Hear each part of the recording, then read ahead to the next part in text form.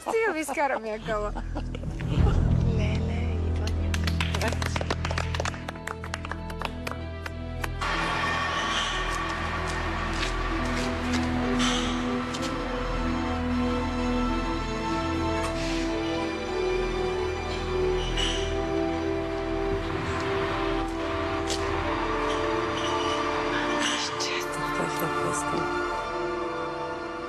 Истинската изненада беше върха.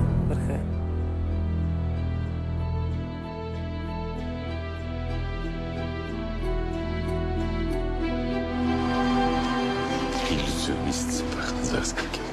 Аз съм като децата, много обичам магия, но номера с антигравитационния съндък с девойката беше страхотно. Супер.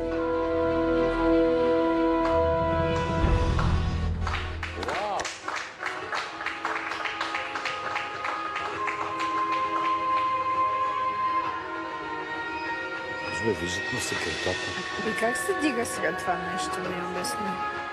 Виждат му се краката отзад. Това не са неговите. Това са на Пълв. Следех я внимателно, тъй като съм много мнителен и се опитах да забележа как се случва. Направих го добре.